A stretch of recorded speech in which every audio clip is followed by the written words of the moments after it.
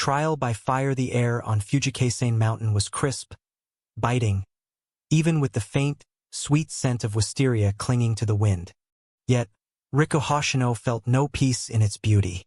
Below, the mountain slopes shimmered with an impossible sea of purple blossoms, even though it was not their season. He knew this was a trick, a ward, keeping the Nightborn trapped within the designated area. Above, the peak was shrouded in mist, a silent, ominous promise.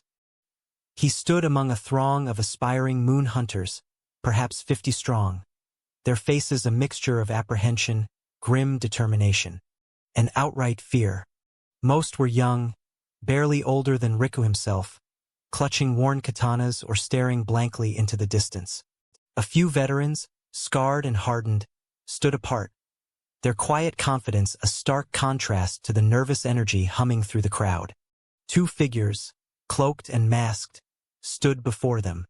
One, a woman with a serene voice, began to speak. "Welcome, aspiring demon slayers.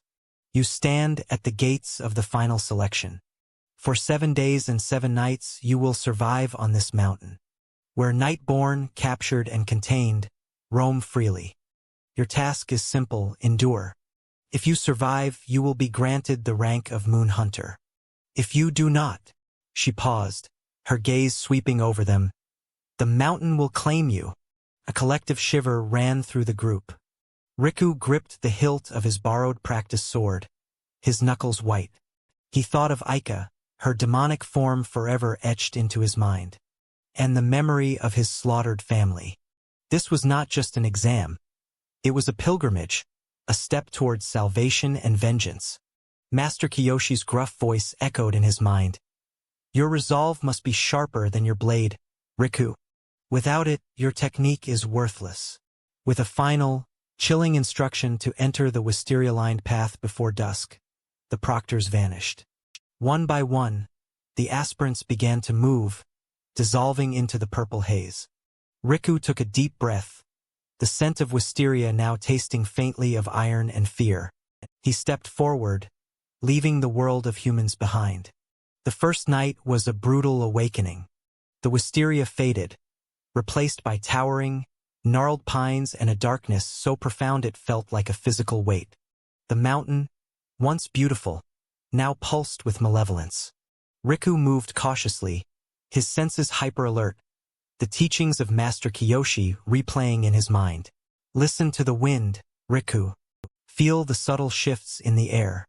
The Nightborn may be silent, but their hunger is not. He heard it before he saw it, a guttural snarl, followed by a terrified scream.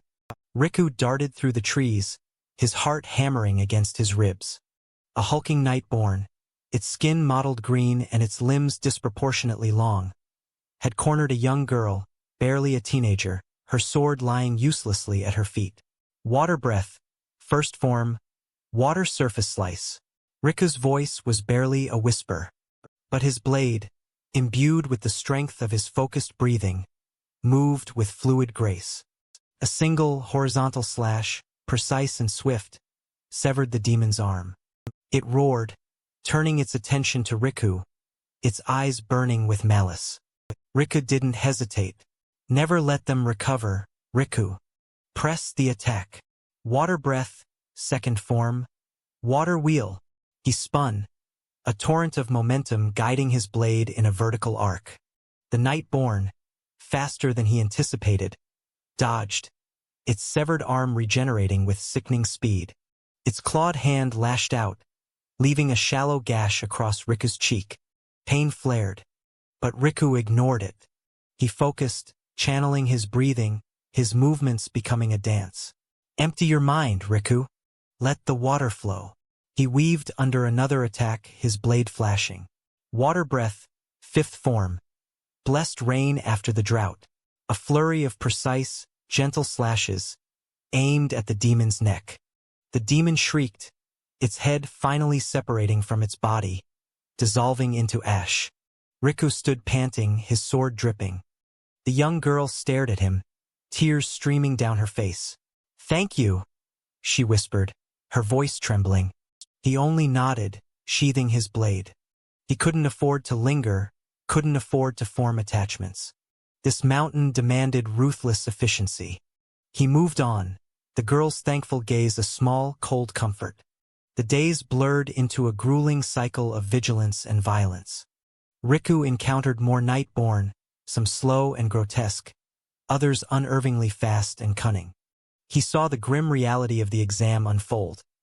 The bloodstains on rocks, the abandoned swords, the eerie silence where screams had once been. The initial 50 aspirants had dwindled dramatically. One afternoon, seeking shelter in a small cave during a sudden downpour, Riku found himself face to face with a mid-tier Nightborn. Its skin was like hardened bark, and it possessed an unsettling ability to meld with the surrounding trees. It was stronger than anything he'd faced before, its attacks powerful enough to send tremors up his arm. Water breath, third form, flowing dance. Riku twisted, deflecting a blow from its massive fist, his blade a blur of motion. The demon's strength was immense, its blows shattering the very rocks around them. He felt his resolve waver, a flicker of doubt in his heart. What if I'm not strong enough? What if I fail Aika? Then, a memory flashed. Aika's terrified, pleading eyes as she was dragged away, the image of her transformed, feral face. No, he had to be strong enough. He would be. Water breath, sixth form, whirlpool. Riku channeled his full power, twisting his body into a vortex of slashes. The demon, momentarily disoriented, stumbled. This was his chance. He lunged, driving his blade deep into its neck. The bark-like skin resisted, but his Nichiren blade, forged for this very purpose, bit deep. With a final, desperate roar, the demon dissolved.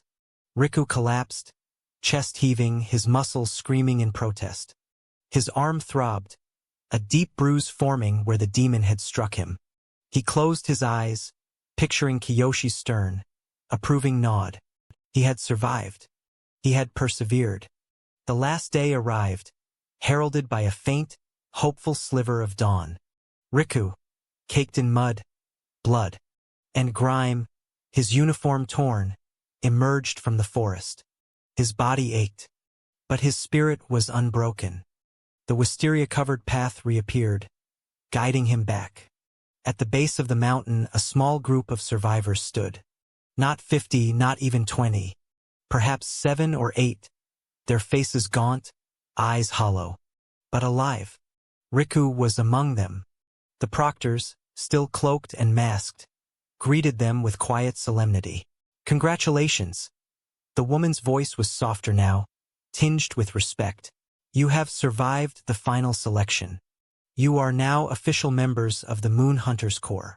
A wave of exhaustion, relief, and a profound sense of accomplishment washed over Riku. He had done it. They were led to a small pavilion where each survivor was presented with a Nichiren blade or a raw chunk of metal from which their unique swords would be forged. Riku held the dark, unassuming lump in his hand. This was more than metal. It was a promise. A promise to his family, to Aika, and to all those who suffered under the Nightborn. He looked up at the mountain, now bathed in the gentle light of the rising sun. The wisteria bloomed, beautiful and deadly. He was no longer just Riku Hoshino, the charcoal seller's son. He was a moon hunter, and his true journey had only just begun.